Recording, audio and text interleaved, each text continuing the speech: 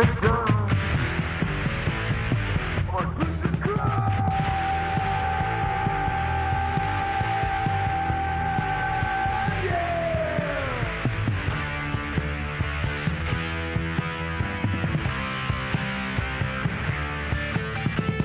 Well, I'm gonna tell you about the afterlife.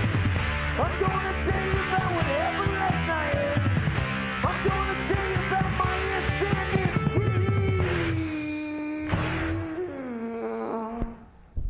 Hey, there's the My music that was insanity. supposed to be there last week. There's the music. Rock and roll stops the traffic, as Bono would say. Can you hear me okay? Do a check. Dude, so Oreo came out with a churro flavor. It's a churro flavored Oreo. Shit you not. You keep getting me with these new Oreo Churro. flavors, man. You know, the black and white was amazing. they drop right. So now you gotta try the churro, because this one, we went to the grocery store the other day and I'm like, holy shit, churros. And legit, they taste like churros. I don't know how the fuck they do that shit, but you know, it's legit, man. It is absolutely legit. I'll give you Mama Kay's message from the black and white Oreos.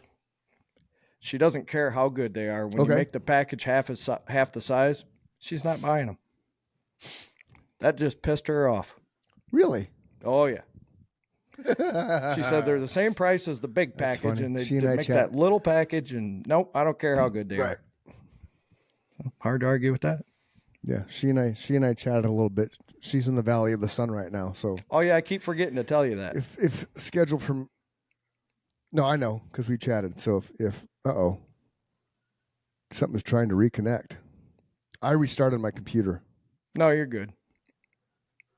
But it's okay. It says on the top, trying to reconnect. Make sure you have a stable internet connection. That was over your side, not my side. Yeah, it was on mine. It does it all the time. You know. Okay, I just make sure. So you were talking to Tony. Yes, that's why we can't have Tony Palmer on the podcast yet, because I can barely keep myself connected, let alone two other people. Right, and that was an interesting conversation. For those that you don't know, because it wasn't live. But so Mike had a really good conversation with a student named Tony that, you know, has a wealth of knowledge. And speaking of which, we had a little group text with William Richard Carr III this week. That was fun. That was fun. Reconnect with and I actually thought it was member of Nemesis. Yeah, and I didn't realize that it was a group text. I thought he was just texting that to me. And then you chimed in. I'm like, oh shit, that's a group text. Yeah, it's awesome. So, He's enjoying the show as well. It was cool, the fact that, hey, yeah, we got to get him on and get him to commit to writing some music with us, or rewriting music, or re-recording music. And yeah, so before, and I have a little something to tell you. Go ahead. Yeah, go ahead. Before what? No, you go ahead. No, I'm making you go this time. I'll remember my story. Well, mine was just random. It was I was talking to Nikki. I don't know, one day that I talked to Nikki, and we were talking about music and bands and shit, and she's never really been very vocal about the bands I've been in, you know, because I think she always, even though our very first date, I had the conversation with, like, the first thing out of my mouth, I'm in a band, you know, right? Because we were in Nemesis, and I'm like, this is what I want to do, like, this is, you know. So I laid it out on the very first date, right? And when you lay that out to a chick, you know, I think I can't speak for her because I don't know her mindset of it, but it's from a female standpoint, you don't ever want that kind of lifestyle, right? Because I would have been gone for 30 years, 40 years, playing on the road and recording albums and shit. So selfishly, I don't think the females in the lives of musicians ever want them to go anywhere with it, right? And I don't say that to be mean; they just don't, because then they're gone. That's just you have some that relish the fact that, you know, my dude. Right. Okay. So that being said, she alluded to the fact that of the bands that I've been in, which have been, you know, 5, I think, that Nemesis was by far the best group of musicians that I ever worked with. The most, I'm paraphrasing for her, but all kind of driven with the same end game in mind, and there was none of the bullshit that she watched me go through with Council and some of the other ones. It was kind of cool because it was almost like she was saying that was the perfect little group of people. It was, that were together as a band making music. But it was cool to hear it from her. You know what I mean? It was because it wasn't. No, forced. That's totally awesome to hear that. Wasn't coerced at all. We were just, we were doing whatever the fuck we were doing. We do shit all the time, so I don't remember when we actually were having the conversation, but it was between now and our last show, and I just thought that was cool that she recognized that. That is amazing. And I told her that's a huge compliment. Yeah, and I told her that musically too. I think the music that we created, I think, resonated with her more than any of the other bands because it was from my standpoint. We didn't write music for my vocal range, but I remember times where you dropped. I think it was you did a drop D tuning or something because that was my I don't want to say safe place, but that was my sweet spot. No, you have a low register, man. It's nothing to be ashamed of. That's just where your vocal range is. Right.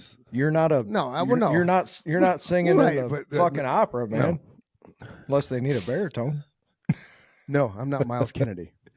Right. There's nothing wrong with that. That was the cool thing about it is that. Well, no, absolutely not. I gravitate towards people in your vocal range she recognized more that. than like Miles. I like Miles, but my favorite singers have that from the gut. You could pull it up from your stomach and maintain that note powerfully, which is not easy to do. Mm-hmm. Like your scream at the end of Freeman, which we just played. It's not a scream anyway. It's an in tune guttural, people just call it a scream because there's nothing else to call it. Yeah. But you hit that note and it sustains through however many measures perfectly. And it resolves perfectly. Yeah. That's not easy to do. Yeah. Thank you. Yeah. It was cool to me that because again, she's never really been super vocal about what I've done in bands, but it was neat that she recognized the fact that what we had musically was better than the other ones and catchier than the other ones. And just as a group, we were a much more cohesive group to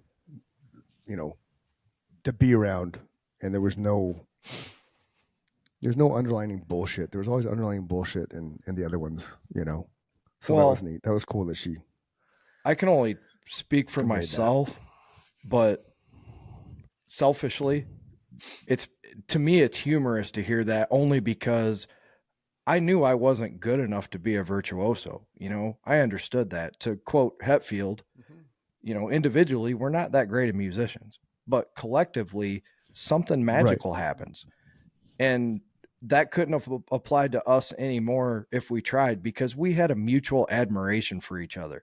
I couldn't do what you did. You couldn't do what I did. I couldn't do what Scott did. Scott couldn't do what I do. Rick could, it just, we all had our own individual style.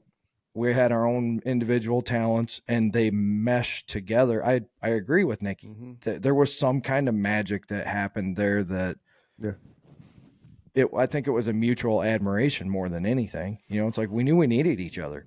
There was no band without one of us missing, Yeah. Right. Yeah. We should have moved to LA. Damn it. They just packed up the bags, man, and moved to LA and fucking started playing down the strip, So what I was going to say, and I'm probably glad that I let you go first, because I'm just going to let him talk about who he wants to talk about, because, I don't know. I don't want to name drop for anybody, but we were talking about that specific person that Tony had in the studio, and he said the difference in working with him and some of the other artists that he's worked with is, he said he goes in there and it's just like talking to you. He said he's there to do a job. Oh, he's a cool guy. He likes to bullshit, go in there, mess around with tones, and he's into analog kind of stuff. And it's just a lot of fun to have somebody like that in there that's still like a little kid at heart, when it comes to playing music. Nope. God dang it. Somehow I lost Chris. Son of a bitch. What happened? Sorry, ladies and gentlemen. I had a technical difficulty here. I seem to have lost Chris.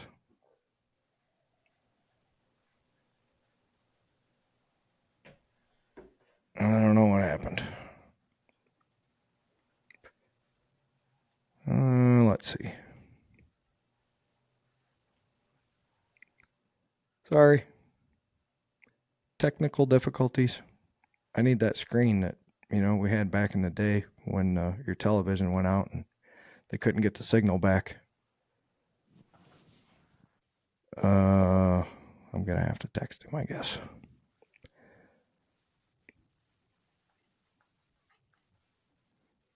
I thought that was going to happen to me because anybody that lives in the Midwest right now knows that we're having bad storms, but he seems to have gotten booted. I'm still here. It says live recording.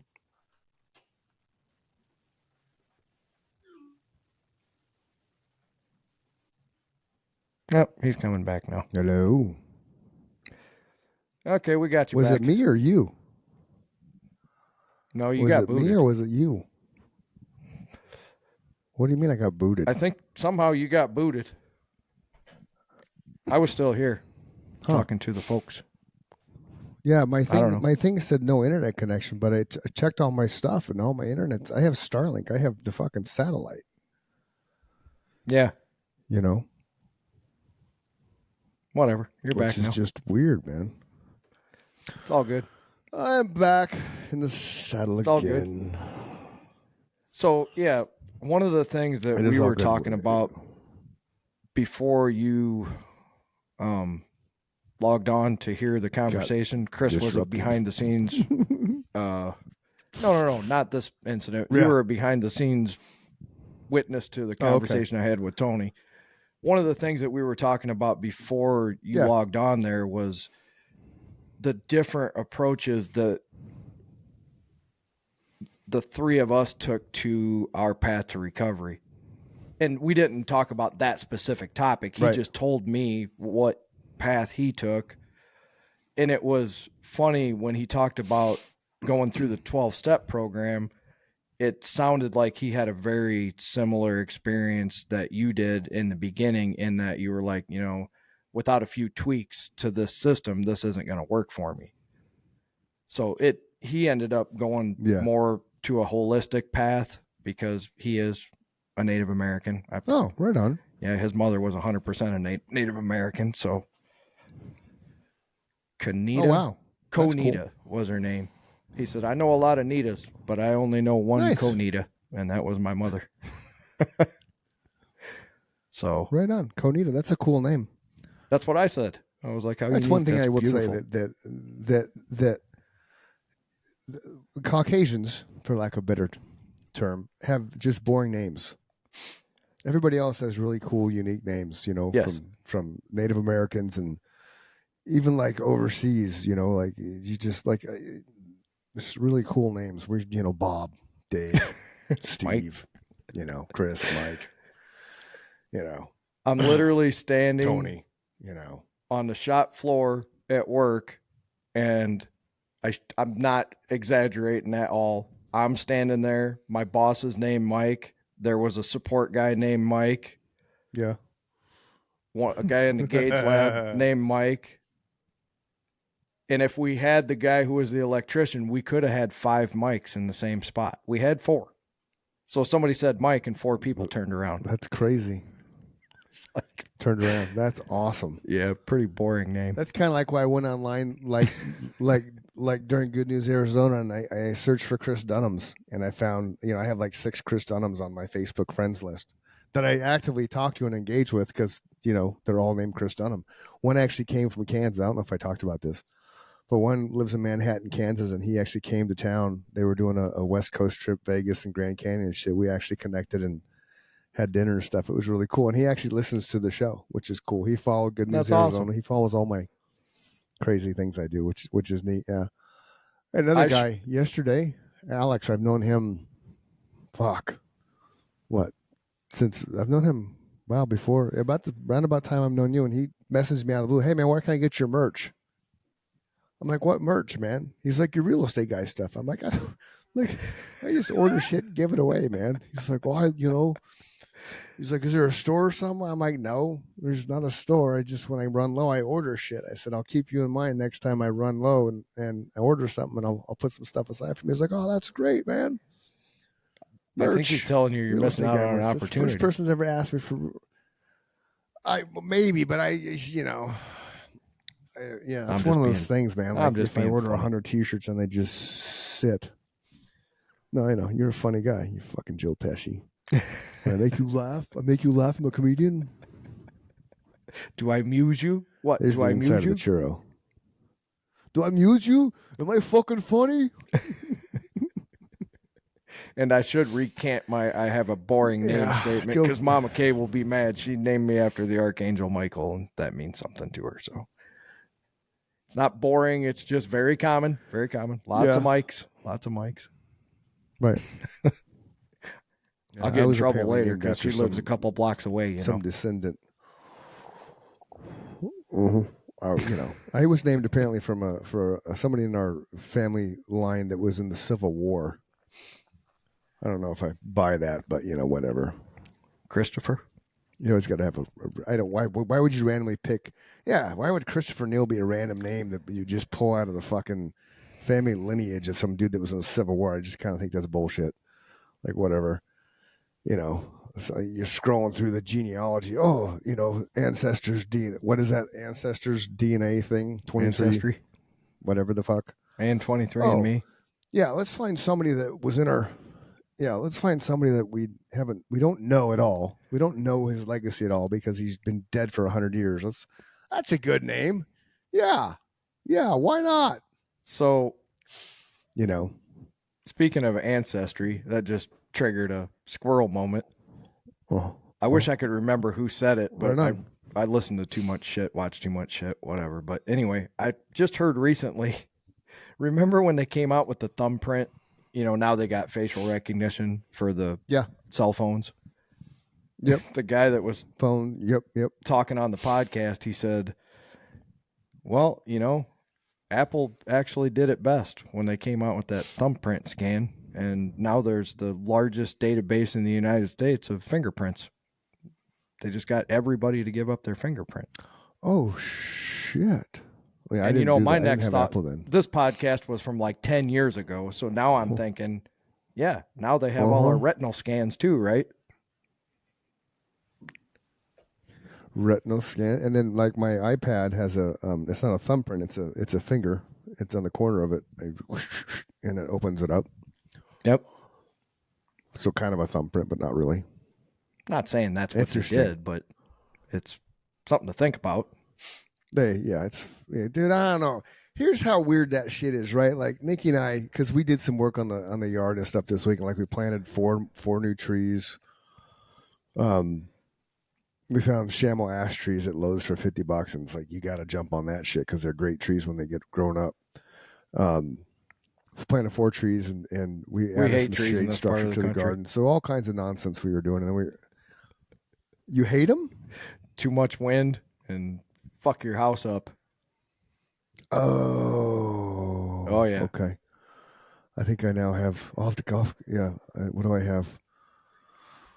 1, 2, 3, 4, 5, 6, 7, 8, 9, 10, 11, 12, 13, 14, 15, 16, 17, 18, 19, 20, 21, 22, 22 trees now. 23 trees now. Yeah. That's a lot. And we removed 3 last year. I have 0. I was thinking about when I was sitting out front this afternoon, I'm like, oh, I should put a tree right there. I know you showed me a picture of your. Did you get your front yard all done, all nice and tasty? I did. It's beautiful. Right on. Oh, Right yeah. on. That's good, man. Home improvements are fun, you know. So why we started a little bit late today, right? So I have this client that they're selling their house that's under contract, and today was the inspection.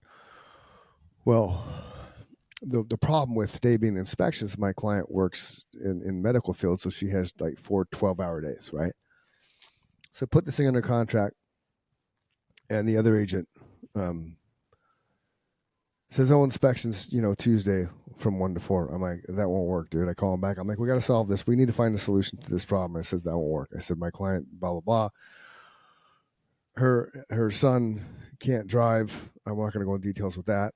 It's a medical thing, and they have dogs, 2 big dogs that they don't like strangers, rightfully so. Those kind of dogs, and they have a family pig, little potbelly pig that's your family pet." So I called this agent back up. I'm like, "Dude, we can't do the inspection Tuesday. We need an alternative.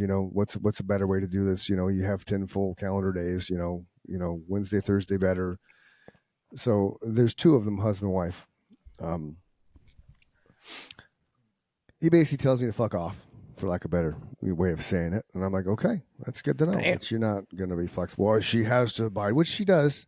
The sellers have to abide by gaining access to houses and shit, but still life happens, and there's a human element that you have to be willing to kind of adjust things. And so I'm like, whatever. So I hang up with him in the kitchen, and by the time I walk into here and sit down and open my computer and check some emails, and his wife shoots an email basically saying, "Well, would Wednesday or Thursday work?" And I was like, "Well, you can go fly a kite because your husband already adamantly said no, that the buyers have already booked plane tickets, and that was the only day the inspector was available. And, I'm basically just, fuck you, which I never do. If somebody calls me and they have an issue, I'm like, okay, let's solve the problem. How do we get around it? Like, I had another house I sold, and I needed to have it happen on the weekend because my seller works from home. I said, let's do it on the weekend. I said, then I'll grab her. We'll go look at houses while you're doing the inspection, so everybody's out of the way. Nobody's in cahoots with anybody, and it can go off without a glitch, right? Solve the problem. This fucking guy, which this couple's from California, which tells you a lot right there. Yep. They refuse to budge, but then the wife and him aren't talking, so she's saying, well, we could do this time, and he's saying we can't do it that time. So I'm finally like, screw it, so the problem that had to be solved was getting the son, 2 dogs and a pig from the house that they're selling to go over to a friend's space for 3 hours, which when I'm done with this, I'm going to go pick them up, take them back to the house. So I went over there, got to the house. He let me in. I started the vehicle up, right? Got the air on.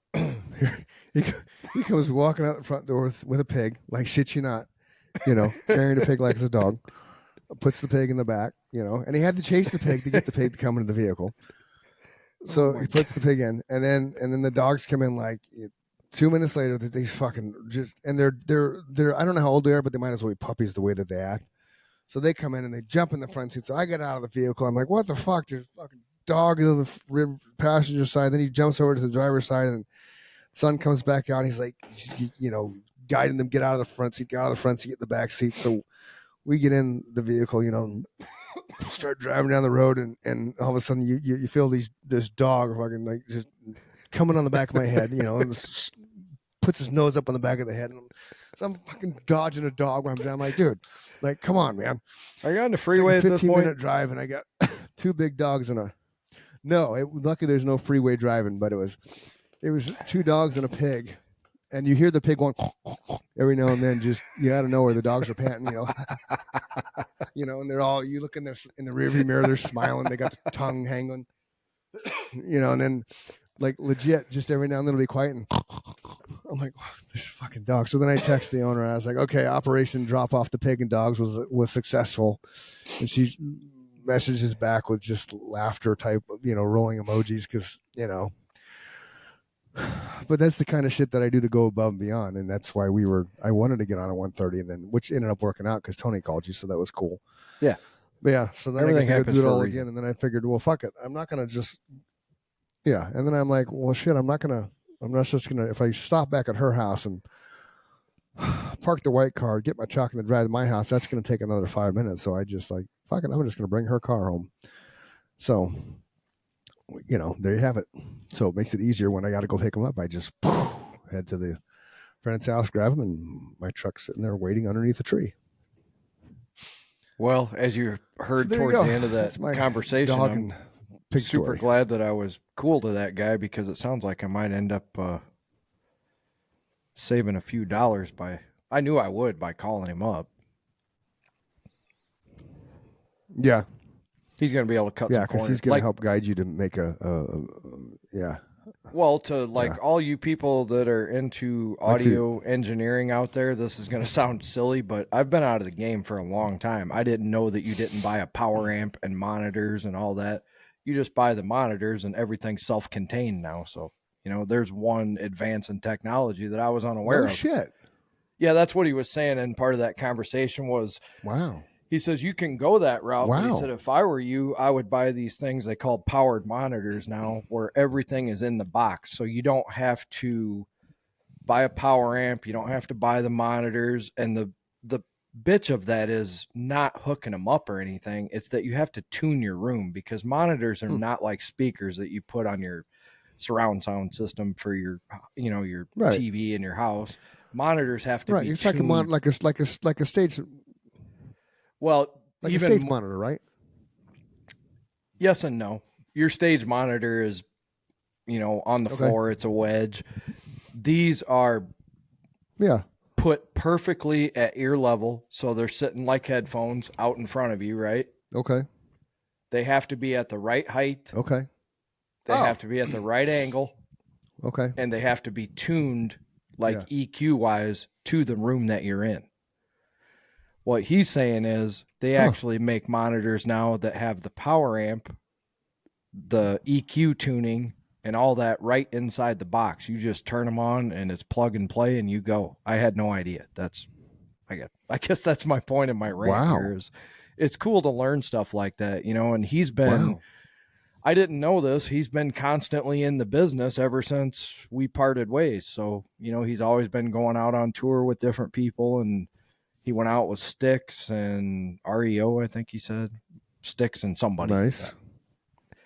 So they toured together. They were here. I forget what that tour was, but REO, Styx, and somebody else was with them. I forget who, but it was like three 80s bands on a show. That's cool. Yeah, he was talking about being out in Seattle. So as you heard, he'll be a good guest. He's not for lack of conversation. Yes. I think you two will have trouble getting a word in edgewise against each other, and I will stand no chance, ladies and gentlemen. No chance. I will try to get a question in here and there, and then I will sit back and enjoy the show. No, not at all, man. You get way more compliments than you think. Listener, man. What do you mean? People my enjoy talking, your antics. My incessant rambling? No, people just enjoy your antics, just like I do. That's why I wanted you to be my partner. It's like I enjoy it as much as everybody else does. I wouldn't do it otherwise.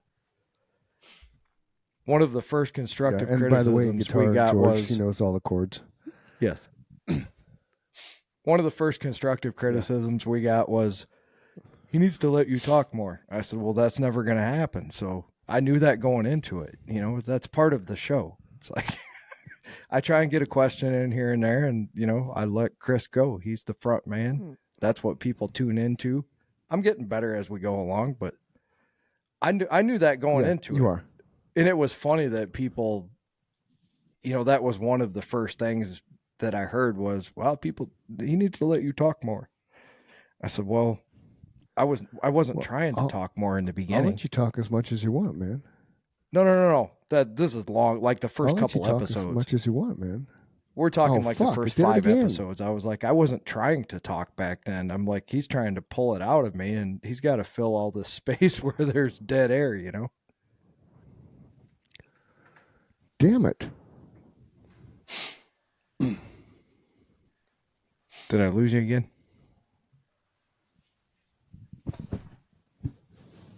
Oh, you know what? Fuck. Sorry, ladies and gentlemen. It might be me. I did not plug my computer in. Oh, that probably won't happen again. So that was I think this is all my fault. So I'll take ownership of it. I think I told him last week to make sure that my computer was plugged in because I'm working off a laptop and I don't like to leave it plugged in all the time because that fucks your battery up eventually. But when you're recording this podcast, they are very specific that you have to have your computer plugged in, and I did not do that. So when he comes back, I guess I will apologize profusely for being a fucking moron. What the fuck, So, man? It did it again. No, like, why is my internet sucking today? I don't think it'll happen again. I think I might be responsible. I did not have my computer plugged in. That's what we were talking about while you were gone. For some reason, it really makes a difference. It tells you before you log on. It knows you don't have it plugged in if you have a laptop, and it puts a big thing at the top, and it says, basically, moron, plug your computer in. And I was talking to Tony when I logged on, and I wasn't thinking at all. So this whole time, I've been draining my battery while we're recording. And I apologized, and I took all the ownership of it to the ladies and gentlemen out there listening that this is probably my fault. So we're all on the same page now. All right, just go ahead and talk. I'm going to eat my cookie. We're going to give everybody their wish. I'm going to eat a cookie, and you're going to talk. That statement was from like episode number 1, 2, 3. And the funny part of it was my response every time was that was never going to happen. And I knew that going into it. And that's part of the fun and the appeal of the show. Right? See, now he's still eating his cookie and I got to fill the space. So now, touche, I guess. How come I can't make the fireworks anymore? I'm supposed to be able to make fireworks. See, I can make the thumbs up. I can't make the fireworks. That sucks. What about the balloon? What happened to the balloon? I don't know how that ever happened. I was doing some shit with my hands. Yeah, I do. And I have no idea how that one happened. Yeah. This is supposed to be fireworks. Huh. But just like just like Peter Brady's volcano, it doesn't work when you want it to. I have no idea how the balloons happened. So, when you do the thumbs up, are your thumbs straight? I don't know. See, mine veer out. Mine veer out in a V for some reason. See? It's a V. I don't know why. Oh, there it goes. There it goes. I did it. Like that. Oh, there you go. There. Do that. Yeah, maybe you just got to have them straight. See, I'm just how naturally I do my thumbs up, they veer out. It's weird. There you go. That was it. They have to be level on and the yours screen. Are straight. Yours are, yeah, that's a trip. That's a trip. My pinkies are fucked up too, man. You see how fucked up my pinkies are? Dude, wait till we have my buddy Rob. Fucked up pinky thing. You guys can compare notes. Wait till I have my buddy Rob on the show. We'll make sure you're on that one with us for sure. Okay.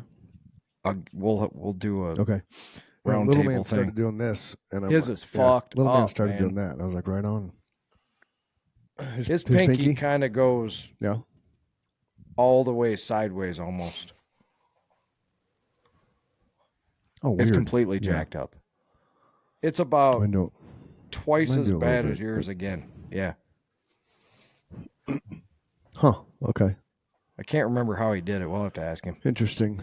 But he walks around every day like that. Yeah. Oh, hey, check it out. So today, Orange Theory, we're doing the dry try Saturday. You know what the dry try is? Have I ever explained that? Probably not. I don't think so. So for those of you at home that don't know what Orange Theory is a 60-minute interval workout where you incorporate treadmill, rowing machines, water rowers, we call them, and weight room. So it can be a 60-minute workout, and the whole idea is to get your heart rate to a certain level to where it maintains an active fat burn zone. I've out-fitnessed Orange Theory because I've done it for 10 years, basically, and I barely ever get orange points, orange splats, we call them. Today I got 4, I think, maybe 7, which was rare. But the reason why I did it was strength prep for the dry try. And what the dry try is, you're doing a triathlon in a studio. So you start rowing. You do 2,000-meter row.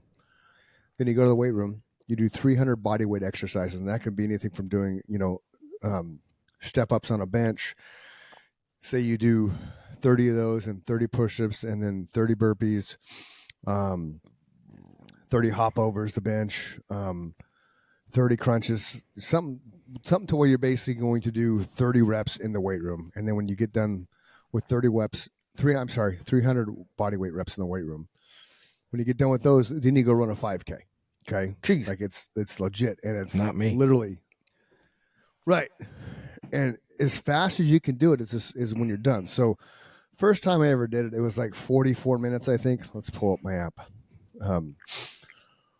And it was well, fucking come on. Now the phone doesn't want to work because we'd be pissed off the Apple gods, Mike.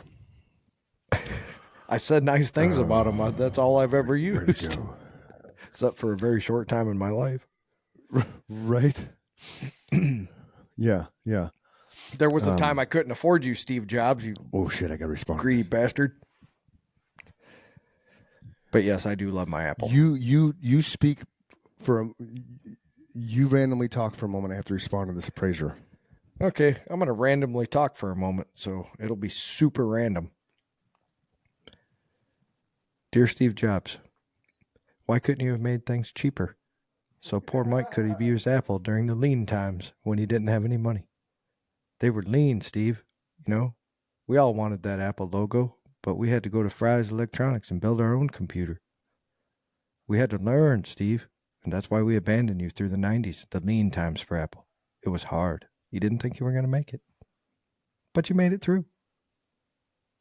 And you still charge exorbitant amounts of money for your product. But it is a badass product. Here's my $100 Apple mouse, folks. Chris has a $110 Apple mouse because his is black. And I was too cheap to spend the $10. That makes me stupid. If you're going to spend $100, you're already dumb. You might as well spend the other 10 and get a black one, right? Right. See how good you do talking? See, now people are going to get what they want in this episode. Mike talks more. Good job. And you're filling the air very well. So, yeah. So there's someone walking my door. So this is the app. This is what you get. I don't know if you can see that. Right there. It's a weird little. The fuck's knocking on my door? Oh, it's Amazon. Amazon never knocks on the door. Wait. So, good job, Dozer. Way to bark. So the app tells you what you do that day. Like for 60 minutes, I had 14 minutes in the gray zone, which is shit. 14 minutes in the blue zone, which is shit. 24 minutes in the green zone, which is legit. It's 71% of your heart. You're using 71% of your heart in the green zone. From 71% to 84% is green, and then 84 up is red. I mean, it's orange. So what that means is the more you're in green and orange, the more calories you burn, the more metabolism you're going. And if you hit the sweet spot at 12, conceptually, your metabolism continues burning for 24 to 48 hours. So if you do it like I do on a consistent basis, you outshape it and you just kind of fucked. So my first ever dry try was September 19th, 2021. I did it in 45 minutes and 17 seconds. Okay. In September of 2022, like that's crazy. It's almost a year to the day, 36 minutes and 20 seconds. Wow. So 9 minutes. That's my target. I couldn't do it in I couldn't do it in September. Right. I couldn't do it in 2023 because I had my boot on my foot. So I missed a year. So this is going to be a real kind of a test to show me where I'm at physically, because part of the whole dry try is the endurance aspect, because you're constantly moving. Like I can do 2,000 meters. My best is 6 minutes, 26 seconds. But the last one I just did was 7 minutes, 11 seconds. So 7:11. I can do the weight room stuff probably in about 5 minutes. And then the rest How far of is 2,000 meters for those of us that gave up on the decimal system? It's 2,000 meters rowing. I don't know. It's It's 1,600 meters is a mile. Okay. All right. So you're basically rowing a mile and a quarter, right? That's what I'm asking. In a water rower. Yeah. All right. Now I got a perspective. Yeah. So I can do that I can do that. Yeah. Yeah. So I can do that around 7 minutes, 7:15, we'll call it. I can do the weight room in about 5 minutes or so, and then the rest of it's the 5K. So today on the strength part of it, we were prepping for it because now they have this pussy way out. You can just do a mile at 8% incline and choose a set of dumbbell weights and just do the strength dry try, which is a cop out because fucking dry try is a dry try. Like, don't change it up. It's you have this benchmark set for a decade and then you're going to change it. So I call bullshit. But I figured, okay, I'm not going to do the strength mile because it fucks with my neck going those inclines. So I'm just going to see how fast I can run a mile. Now, before I hurt my foot, I could do a mile in less than 6 minutes. I did 2 of them, back-to-back Orange Theory classes, which was amazing. 5 minutes, 55 seconds each, right? Damn. The whole reason I did that is because Jake did a 6-minute mile, and I'm gonna fucking beat you, son. I'm gonna come after you and get you. So, did we talk about that on that episode? I trained. No shit. I could put. I don't know, but I trained to the point that I beat him. And he knew it too because I kept telling him, "Okay, old man." And then finally, when I beat him, he's like, "Fuck, Dad, that's fast, man." I'm like, "Yeah, buddy." Put that in the notes. He's coming back. So when I did, yeah. So this is the journey, okay, to get down to a sub 6 minute mile. October 2020, I did it at 8:40. January of 21, I did it in 7 minutes 30 seconds. March of 21, I did it 6 minutes 54 seconds. September of 21, I did it in 6 minutes 39 seconds. August 4th, 2022, I did it in 5 minutes 59 seconds, which was a personal record at the time. And then January 2023, I did it in 5 minutes 55 seconds. And then I went to Queen Creek, Orange Theory, right after that class and did it again in 5 minutes and 55 seconds. January of this year, I did it in 6 minutes 28 seconds. Which again was because I couldn't run for 10 months. So today I did it in 6 minutes 21 seconds just to see if I could beat that. So I'm chipping away at my mile time to get back to that 5:55 or less. And that's super impressive because I don't think what works most people are putting into perspective. Maybe they are. I should give our listeners credit. They're probably smarter than your average bear. You're getting older as you're getting better. That's impressive.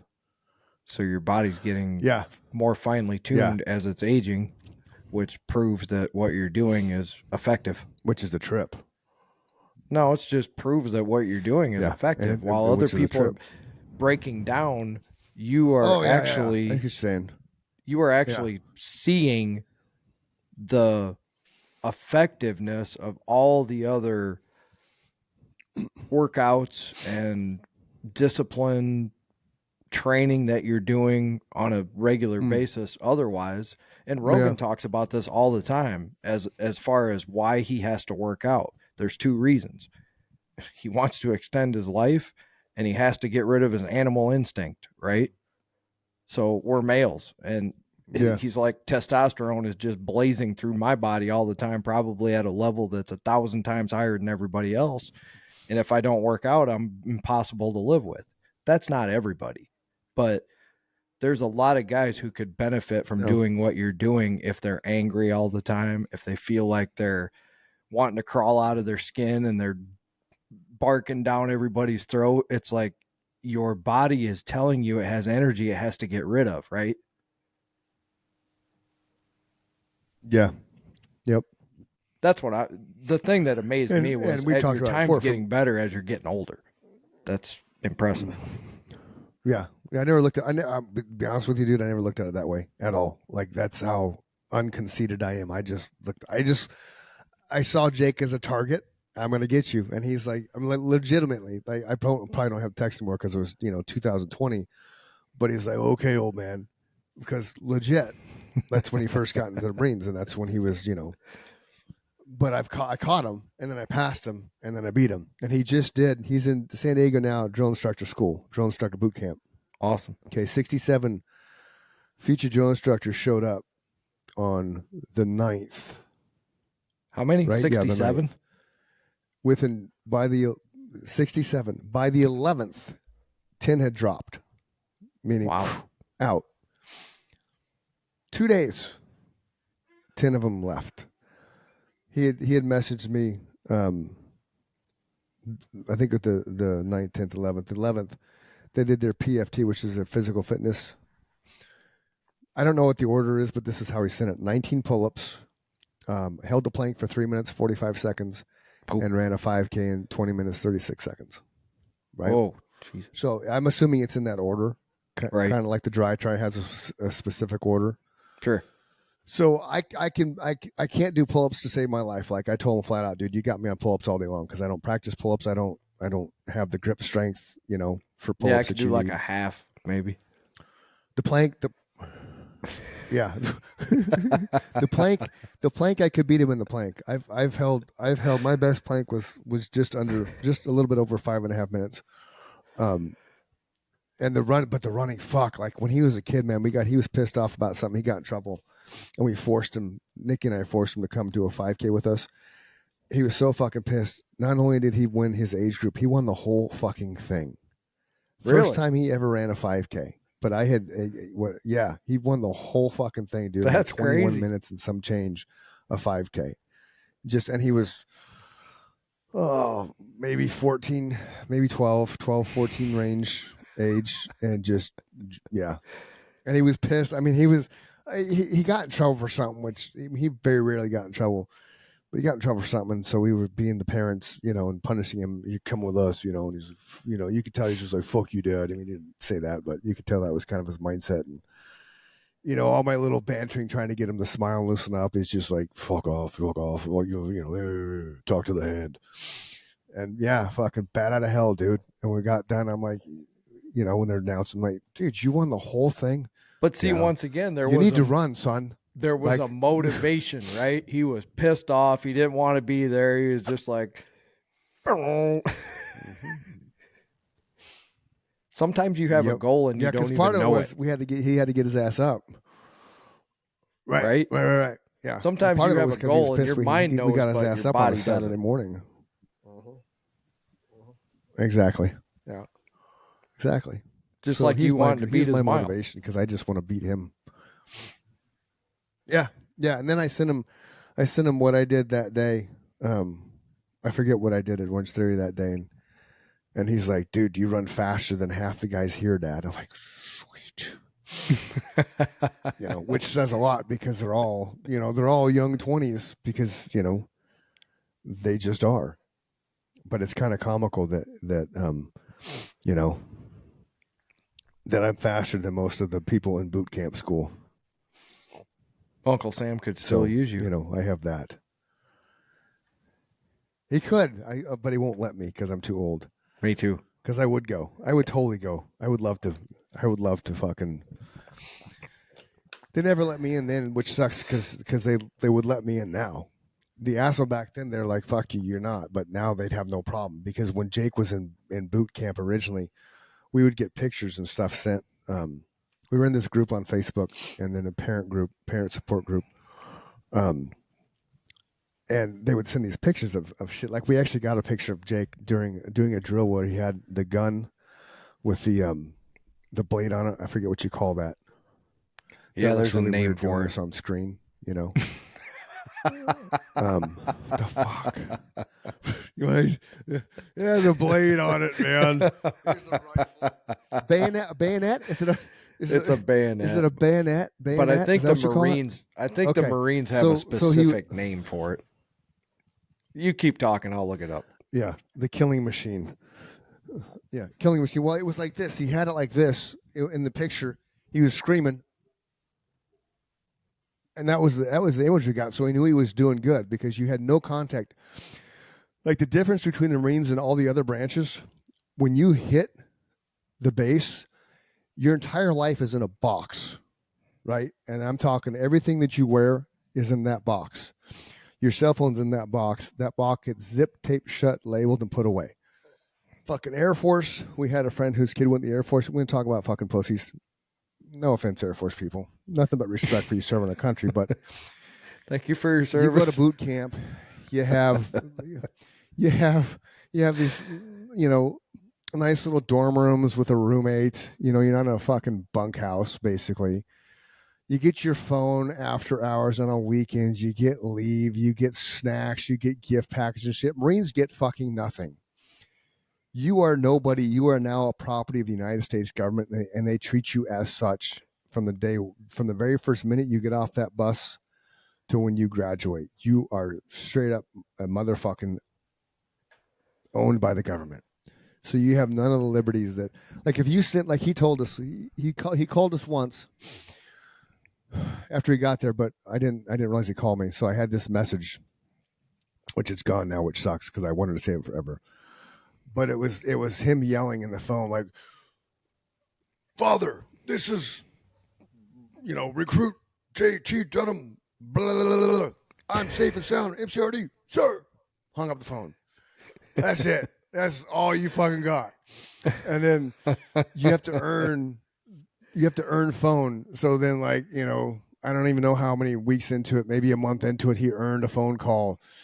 And it legit was like, he called, because I told him, like, dude, whenever you get anything earned, man, you call your mom. I'm cool. I don't need to be talked to and all that kind of shit like your mom does. You make sure you call your mom. And he called her. It was like a 5-minute conversation because that's all he got. And then move on next. That's awesome.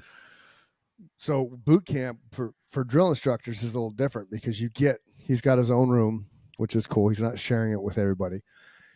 He has his phone. He can't take his phone, once he leaves the room, the phone stays there. But he actually FaceTimed this Saturday, and yeah, he's like, 10 people dropped already in 2 days. And, I text him. He hasn't responded to me in a couple of days because I'm sure he's just fucking running ragged. He's like, we're going to get like 1-2 hours of sleep at the most. I'm like, fuck. Damn. Like, dude, you need to figure out how to sleep more than that. But think about it. He's learning how to break down, because you're breaking these kids down, right? You're breaking down all of the garbage they come with. You're tearing them down to where they have to completely and solely 100% rely on the faith in themselves that they're going to move forward. Like, correct. Nobody's there. Nobody's going to save you. Like, you're on the battlefield. Nobody's saving you. If it's you against the bad guy, it's you against the bad guy. Like, it's one-on-one, and you have to learn, and they have to be torn down and broken down and beat down and just mentally stripped and physically drained, in order to become the humans that they end up becoming, which is why the Marines are the fucking most elite of all branches, because legit, nobody goes through what they go through. The Marines are such a badass thing that he could leave the Marines tomorrow and walk into Army, Navy, or Air Force, and they'd sign him up like that. When you make them do any of the physical fitness shit, nothing. They would just make him taste the test and say, okay, here's your job. Because that's awesome. How they are. It's just, you're a fucking Marine. So he's going to be a drill instructor, which is badass. Apparently it's a big thing when you get that hat. That's like your graduation, you get the hat. So when you graduated from boot camp as a recruit, you got the little eagle anchor pin. What they don't tell you, which I get shot for this, you put it on your chest, and the person in front of you on the lapel. So like you're standing here, I would pin the lapel I would put it on your chest right there, and then I didn't he tell us that on the podcast though? Into your skin. That sounds familiar. Probably, but I'm not allowed to talk about that shit sometimes. He tells me not to talk about this shit. So if maybe he talks G.I. Joe storms the building, and you know why. This sounds probably familiar. So the boot camp for drill instructors, boot camp for the drill instructors, you get that hat, a full metal jacket, you get that hat that the drill instructor had. Yep. Great fucking so that's the thing. That's like, once you get that hat, man, it's, that's fucking, you made it. Like, you're staff sergeant, you're the shit, and you got 3 years to be the shit. And, he's going to mold so many fucking people. It's going to be badass. And he's a great leader. So he's going to do fine. I keep telling him, finish stronger than you start. Yeah. I think asked him if he was going to take it easy, knowing what he went through, and he said absolutely not. Yeah. Which is the answer that I expected. You I was just being funny. Right? No. Uh-huh. And after talking to Jake for 2 hours, I knew what he was going to say, and that's why I asked the question, because I could tell that, he's like, it's my fucking turn, and that's how you should feel. That's what those kids need. They're there for two reasons. They either need some direction in life, or they just wanted to be of service to their country. And on the one hand, the kids who need direction in life, they need beaten down to a nub. Nobody ever did that to them. Yep. Oh yeah. You're the one in a million that didn't have some kind of stable upbringing that somehow turned out to be a million times better than their surroundings that they grew up in. You made a conscious decision to be a decent human being. Most people that grow up in the situation that you did end up completely fucked up and blaming that situation for the rest of their lives, and they're of no use to society. Those are the people that a lot of times the parents don't know what to do with them, and they send them to the Marine Corps. So I'm glad there's people like Jake out there that's going to mold those kids. That's what I'm saying. Yep. Yeah. And he's going to be awesome at it, because he's got a really, like the running story, he can be a fucking total stubborn, fuck you, Dad. Just, I hate you, and fucking go tear it up. And then as soon as that race was done, as soon as he recognized the fact that he won the whole damn thing, like he beat everybody, then he kind of he loosened up, and then it was back to normal Jake. So he has that ability. Like when I coached him playing football and stuff, I knew what buttons to push to get him angry, because you got to play angry in football. You got to be smart, but you got to play angry, because if you don't have that edge in football, you're going to get lit up. Yes. And he has that ability to be. I knew what buttons to push, but at the same time, once the game was over, he turned it off. So he has that ability still in who he is as a human, that he can be that motherfucker to those recruits and beat them down. And then when all is said and done, they graduate, that'll flip. Like, he's still really good friends with some drill instructors. Like one of them I'm friends with on Facebook, and I had messaged him, hey, Jake's starting drill instructor school, and he fires right back. He's like, yep, I've been coaching him up for a year. He's ready. I'm like, fucking right on, dude. Like, I had no idea this dude was that much. He talked about that guy on the podcast, life, which is way cool. Was it Nicholas? Nicholas Ram? I don't know what to say his last name. I'll mess it up. Yeah, he told me you knew him too. It's cool. Yeah, you could tell that guy meant a lot to him, because he brought him up. Yeah. People, drill instructors demand that respect, but at the same time, they're humans, and they know what they're doing, and they know that kid that they're bringing up, his survival's, is logistic. It's kind of based on how good of a job they do. So it's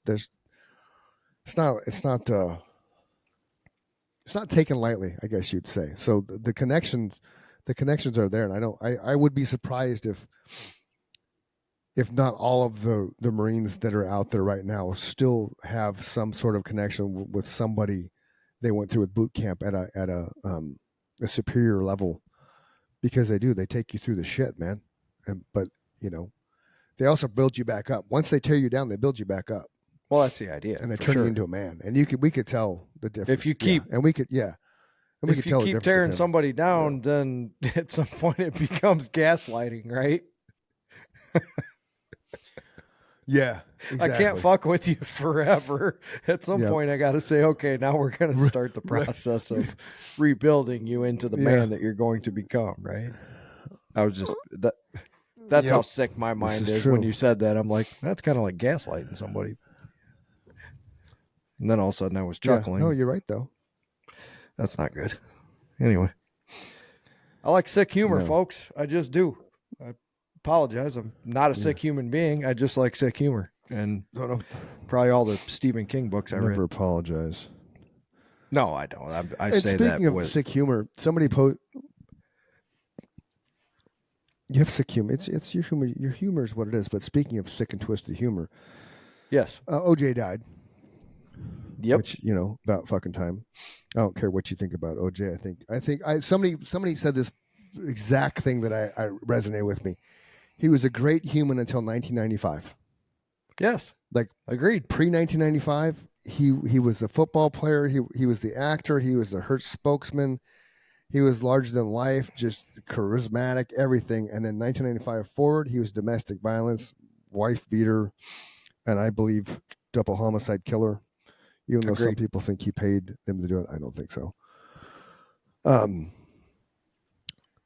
During that same day, because all the memes, I was surprised it wasn't a meme fiasco like it was for other things that you wouldn't think would be. Like, remember when the submarine blew up in the bottom of the ocean and all those people died, those billionaires died, right? Remember that?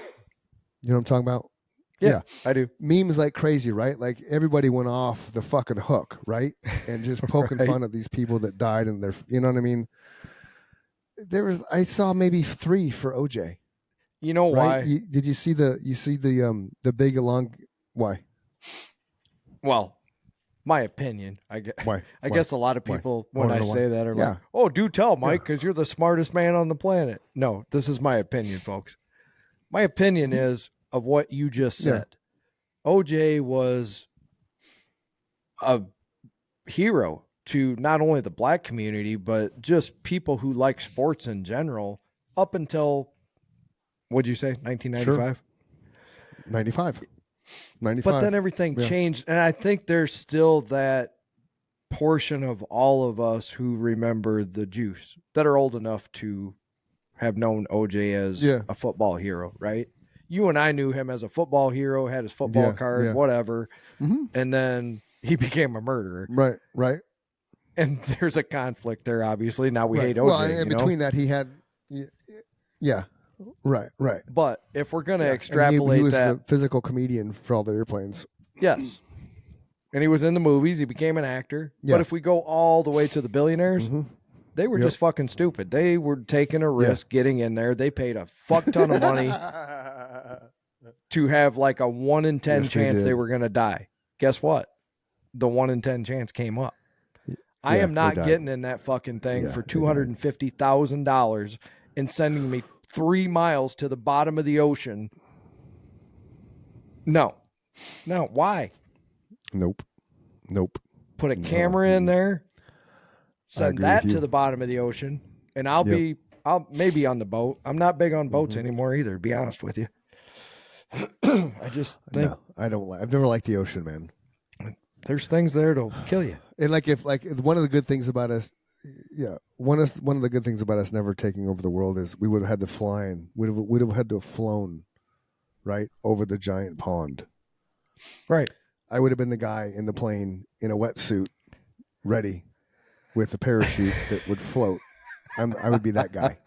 That if this plane goes down, fucking I'm ejecting my ass with a parachute, and I got a body glove wetsuit on, so when I hit that freezing cold fucking ocean, I'm not dying. Listen. And by the way, I'm going to pull a button, and I'm going to puff up like the Pillsbury Doughboy, and I'm going to float to the nearest shore where everybody else fucking dies. Listen, man, I can get enough edibles in me to I like looking at the ocean. Fly anywhere. Yeah. Okay. There you go. I like looking at the ocean, right? I like hanging out on the beach, watching the waves, listening to the waves. I'll go into where I can get, neck deep. It's, wouldn't mind learning how to surf. I'm in much better shape now than I was 10 years ago, and surfing's so much core related. I wouldn't mind learning how to do that. But that's you get bit by a shark doing that. I don't like boats. I don't like going out of boats. Yeah, so I'd probably have to do it in a swimming pool where somebody had to make a wave machine. Yeah. So yeah, I'm not a big water guy either. If about 1.5 million of you could start downloading this podcast every month, Chris could get his surfing wave machine put into his backyard. Then he could just go out the sliding glass door and surf. That's all we need. 1.5 million of you. Awesome. Not That a would lot be to ask awesome. for. Yeah, that's it. No, considering the world's what 7 billion people. Yeah. Or is it more than that? I have no idea. I have no idea what the population is. I think there's a think million you're- people in Phoenix. Just in the city of Phoenix now? Let's ask Siri. Hey Siri, I think so. Hold on. Hey Siri, what's the world population? 8 billion people in as of November 2022. 8 billion? What's the population of Phoenix, Arizona? 8 billion in the world as far as 2022, and in Okay. and well, that's not fucking right. Where's the What did it say? Arizona one? 8 billion in the world. I don't know yet. It's just fucking did something stupid. All right, Siri, you fucking suck. Oh, let's try it again. Fucking Siri. Hey Siri, what is the population? She's doing the best she can, folks. She's doing the best she can. 1.6 million. My Siri's an Australian male because I felt bad calling Siri a bitch because I'm not that human. And it's picking all this up, which is funny. Well, I call her worse than that. So So I guess. my Siri's an yeah. Well, mine's an Australian male, so I can cuss him out and tell him to fuck off. So 1.6 million just in Phoenix. So if we could everybody in Phoenix to subscribe, then we're golden. We're good. But think about that: 1.6 million in Phoenix, and there's 8 billion in the world. Yeah, I bet crazy. there wasn't. I bet there wasn't 700,000 in Phoenix when I moved there. There was probably just over 500,000 in the city. Not the suburbs and everything, but Nope. Phoenix when was that? 1993. 90, yeah, 91, 93. 93. Yeah, okay. I got Gotcha. there in May of 93. Yeah.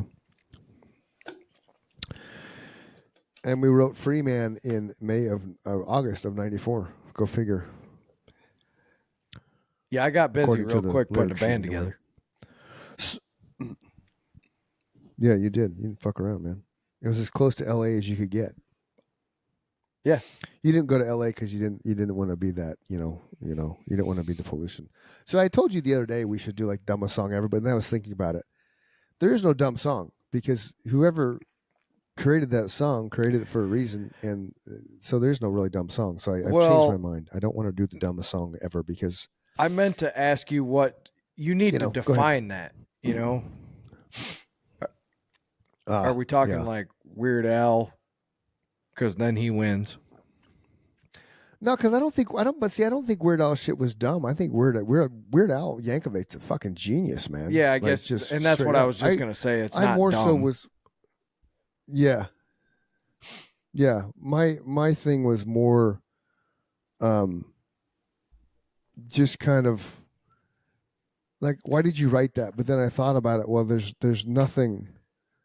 Listen, there's nothing dumb about anything that somebody's created. Whether the you first like it song, or, the you like first it or song not, that comes to my head is "Cherry Pie" because I just heard it while I was at work. Right, Warrant, Cherry Pie, cheese, cherry pie. Cherry pie. But I know every fucking lyric to that song, right? So, right. Is it cheesy? Yeah, it's cheesy as hell, but there's a reason it sold 10 million copies, Correct. Yep. So, he's another one of those rock stars that succumbed to cocaine and ballooned up by, So he died. The reason why I bring that up is because he died like fat and bloated and coked out, which is sad. It's so sad when people let their demons control them, and then they just, and we can say that because the demons controlled us. We were blessed enough to wake ourselves up before it got way out of control. It's easy to not, but it's sad see that. Yeah. Oh, absolutely.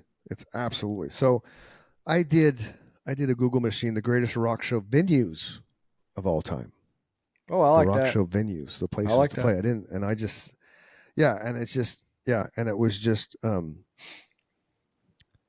don't know what it came up with, because on the top of it, from sources across the web, but it kind of has this weekend, this week, this month, or today. And I was just like, no, I just want the greatest rock venues of all time. And I haven't heard of a lot of these. Like one is called the Club Down Under.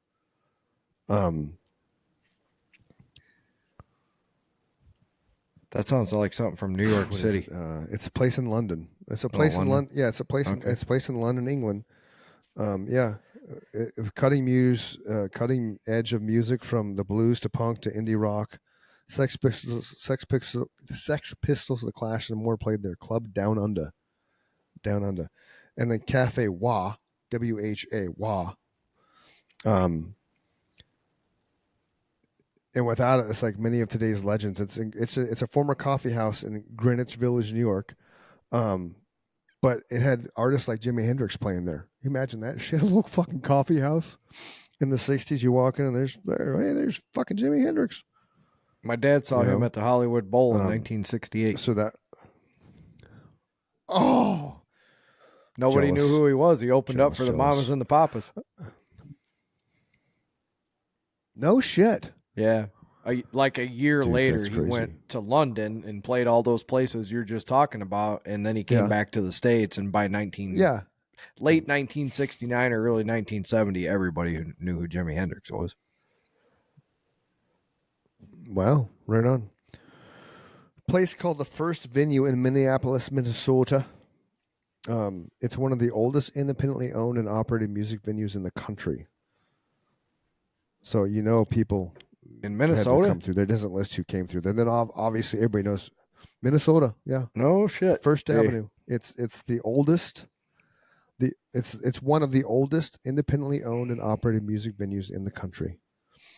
Awesome. It kept alive in the music in the Twin Cities for 52 years.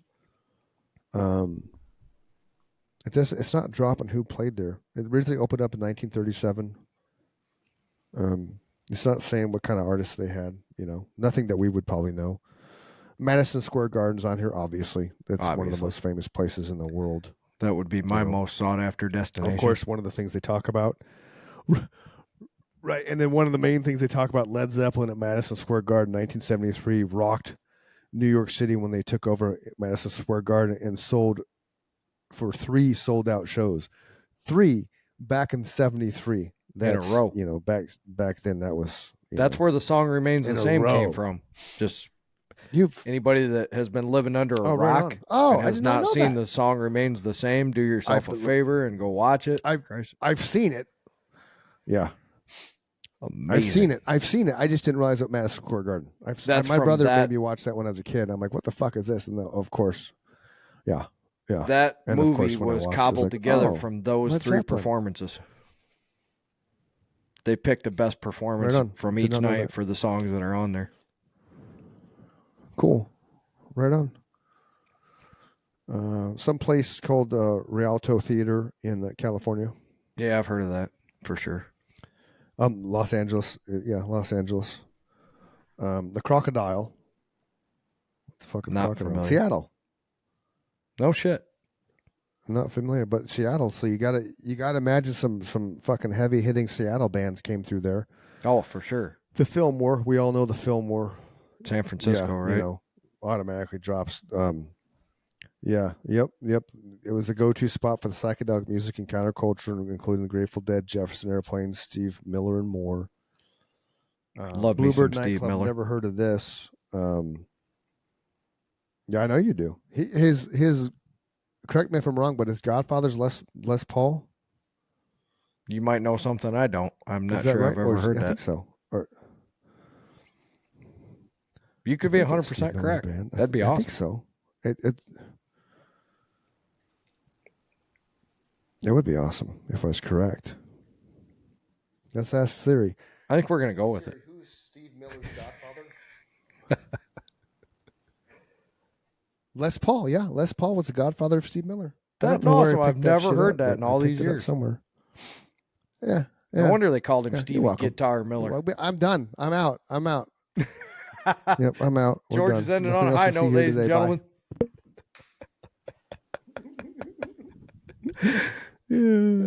Bye. Coco. That's awesome. Those Coco of you that Brigio.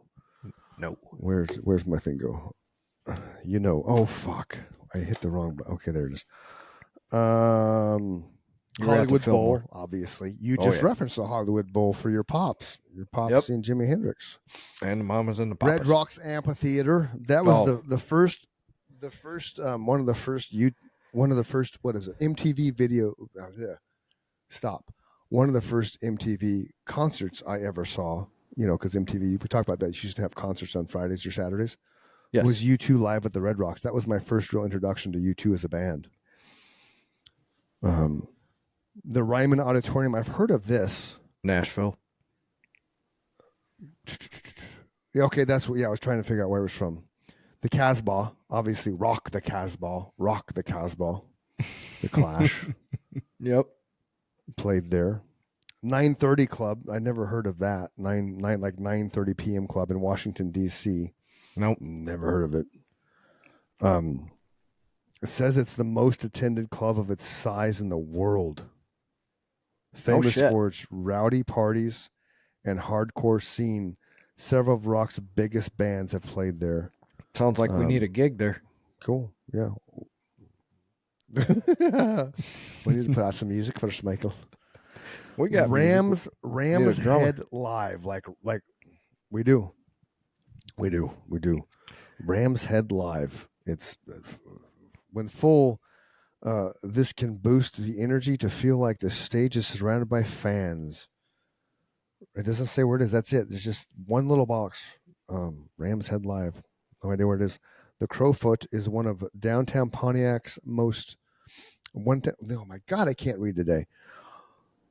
The Crowfoot, C-R-O Foot, F-O-O-T, is one of downtown Pontiac's oldest structures nowadays. So you go to Michigan. Is Pontiac near where you go to Michigan? No, it's quite a bit further north. Okay. Michigan is deceivingly big. Okay, I don't know. That's why I asked. So here, let me put this in perspective Really? for you, Okay. because this is interesting. I don't think Please. people realize how big, Okay. like long Michigan is. So I drive Okay. basically straight east on 94 when I was going to see Carrie, like about 2 hours and 45 minutes. We were going to go to a casino, and I looked it up, and it was almost another 6 hours away from where she's at in the same state. We were like 5 hours and 46 minutes. You're not even leaving the state. So it's like Texas size? Not quite that big, but it's deceivingly big. I was surprised that it was that far, like another 5 hours north or 5 hours plus, and you're still not in Canada. It's a big state. Yeah. I can't remember the name of the town. Insane. Okay. I did not know that. I am terrible at geography. I think I've told you that I love thought geography. Canada just was over Seattle. Yeah, I'm terrible at it. And then, of course, it's a true story. I had a friend that came, I did Warrior with, and he was coming from Canada. And he when he gets here, he's like, we met him in California. And I was like, so you had to like fly from New York to California after you came from Canada? He's like, what? I was like, well, you know, everybody goes to the Statue of Liberty because Niagara Falls, whatever. He's like, no. Yeah, he's like, no, dude, I came down from Seattle. I'm like, oh. Like, shit, seriously? It goes the whole way? And Nikki's just sitting in the back, like, what the fuck? Yep, the whole way.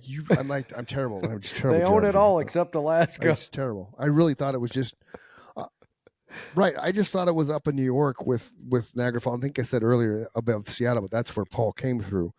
But I thought it was just over New York. I've lived in Arizona my entire life. I've gone to the Midwest, New York, West Coast, and you Mexico. Talked about having a teacher that changed your life as far as writing goes. Yeah, writing. Yep. My love for geography came from everybody made fun of him for this, but we had a social studies teacher that if everybody did a good job, at the end of it, he would show these slides of all these places that he had been when he was in the Army. I thought it was fascinating, man, because the dude had been to like Iceland and Japan. That would be fascinating. Germany. Yeah. All the fucking knuckleheads in the class, they're all like, just trying to disrupt his deal. And I was the one that was the voice of reason. And I'm like, shut the fuck up, man, because most of these guys were my friends. And it's like, don't disrupt his thing here, man. Like, he's gonna give us more homework for one, and all you stupid fuckers, you don't do it anyway. Right. I gotta do it or I'll get in trouble. And I kind of enjoy his little show here. I'd like to see these places. That's part of the reason that I wanted to be in a band, was to see the world, have somebody else pay me to do it. Yeah. Yeah. Yeah. Yeah. I agree with that. Absolutely. So anyway, that's where my love for geography came from. Was from that too. That's cool. And then Jake's getting to see the world, from being in the Marines, and he likes geography. Well, we have that in common. Oh, come on. I'm trying to find this thing so I know. Yeah. We have, And it proved to me that there was a world out there, like there were real, right. When you grow up, especially when you grow up like I did in a super small town, you start to kind of wonder if there's anything past the few different places you've been, Like, had we not gone on vacations, I would have been convinced that this is all there was, As a kid, yeah, absolutely. Yeah. There's weird things as a kid you don't realize. Like, it dawned on me the other day with Little Man. Like, Little Man can't tell time, right, at all, because he's 4. But does he have a concept of time, right? Because every day I pick him up at the same time from next door, and then every day we leave at the same time, and the teachers get him out of the truck at the same time. And so he knows, to the extent like, okay, you got 5 more minutes, we got to go. And then he'll be like, this many more minutes. And I'll be like, no, 5 more minutes. So. But I don't think that even means anything to him, does it? He gets the countdown, but I don't think. No. I don't know. I don't think so. You don't have a frame of reference at that age. Yeah, no, you don't.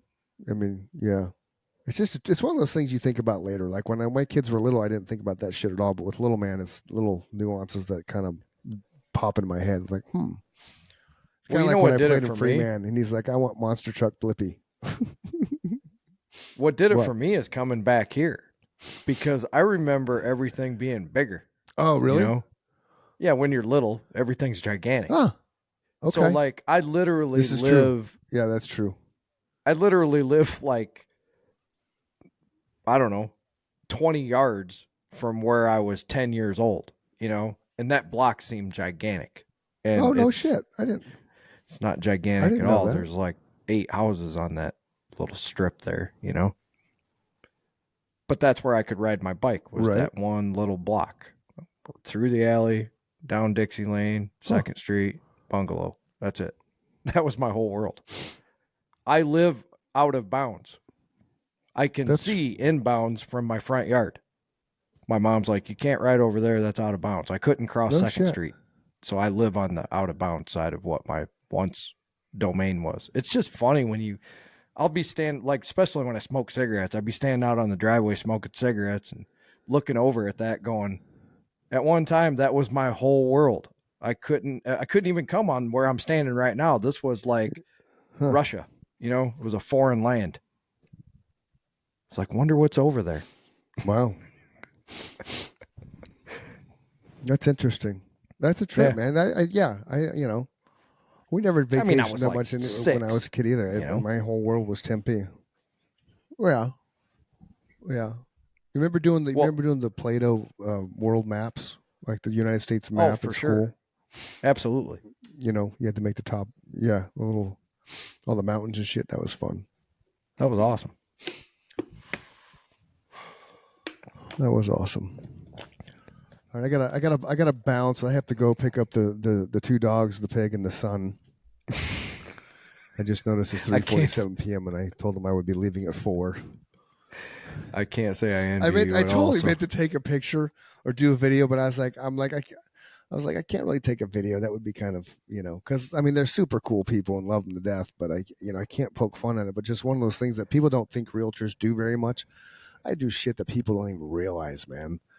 That it's just part of all the hats we wear when we help people sell houses and buy houses and shit. It's just kind of comical that everybody puts us in a box. Oh, you just fucking sketch your schedule and you get up at 10 and Let me tell you what, boys and girls, being a realtor is one of the most stressful jobs in the world. I sold a house to a hostage negotiator, right? Him and his father-in-law. I sold both their houses, and then I sold them both new houses. And when we're all said and done, he looked at me square in the face. He said, Chris, no lie. I negotiate hostage situations for the last 20 years. Your job is so much harder than mine. Well, like, can you put that in writing, please? If people take 2 seconds, and if you've ever bought a house, which I bought 2, this man sold me a house when I had no money. So if you don't think he can sell you a house because you don't have any money, don't let that be the reason you don't call him, because you have no idea how little money I had back then, and somehow Chris made it work. So he's amazing at his job. But my point in this rant is, if people will take 2 seconds, if you've ever bought a house, think about how stressed out you were. Now that's his day every day. So his job is to make sure every day that he contains your stress with multiple buyers at the same time. Mm-hmm. Yeah. Fuck all that. Yeah. Yep. I like you and a few other people. I have 8 listings right now. Mm-hmm. Yeah. Just think about it, though. Think about how, and I'm not tooting my horn, but just think about how good, and I've been selling houses for 25 years, so I'm obviously doing something right, but I have 8 different houses I'm selling right now. So I have 8 different sets of personalities. And if they're a couple, I have 16 different sets of personalities. And I have to understand the nuances of each one of those. Plus, I have my home buyers that I'm dealing with. And you're the right guy for that. Personalities. They all have different wants and needs. They all have different ways they want to be communicated. Right. So that's the thing. It's not as easy as people think it is. It's not just, oh, we get a big check. We earn our check. I earn my fucking money. And it's not an easy job to do, to wake up every day unemployed. And whatever I do today dramatically affects me 45 days from now. So if I'm not doing what I call my income producing activities, every day in 45 days, all of a sudden I'm unemployed again. It's a trip. It's a crazy. Hindsight 2020, I would have much rather been a touring band and traveled the world than being a real estate guy. Just saying. Me too. Less stress, all I got to do is go out there and sing songs and have fun, I would much rather have been doing that myself too. I got to bounce, which. Right. There's still time. We're young. We've only lived half a life. We have another half a life to go. So we just got to get Rick on board and do some things, get some studio stuff set up through Tony so we can start laying down tracks and shit again and go rock the Casbah. Well, as you know, because you heard it with your own ears before. He's working on it.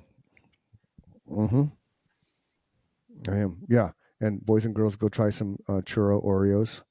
I'm going to, you fucker. You like the churro Oreo. Yes. And it's a vegan. Stop it. It's a vegan snack. So there's that.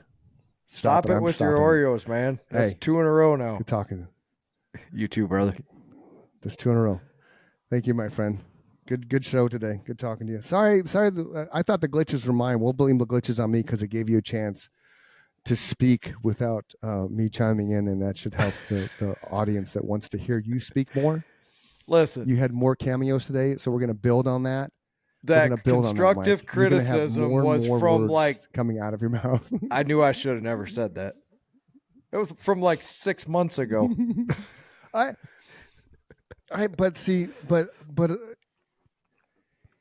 conversations happen because 2 people are involved. So what I have to say is, 20. I know you do, and you've like for those of you that don't know Mike, this is really good for him. Literally, he never said anything on stage except when he sang a song. He'd be like, "Hey, that was the extent of it." I'm like, but that's a typical guitar player. That's why you were a guitar player, and you weren't the fucking. I didn't know any better. That's the thing. When I wanted to be in band, I didn't play an instrument, so I was like, "Fuck it, I'll sing." So I had no idea what I was getting myself into, which is probably good because then you just go in it with blinders on and just figure it out. Which it worked. It worked. So, all right, brother. Yeah. We'll so let you until go. next time, boys and girls, be safe. If you need anything, reach out. We're here to help you conquer your demons as best we can. You're not alone. Tomorrow is always going to be a better day. Absolutely. Right. Absolutely. Amen. There you go. Love you, brother. Love you too, man. All right, man. Until next Have a great week. Day. Peace.